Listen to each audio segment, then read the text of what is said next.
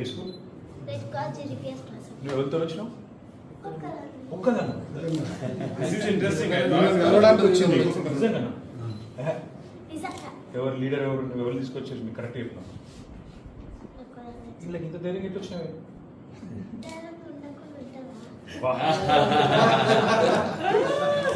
ఏం ధైర్యం వా.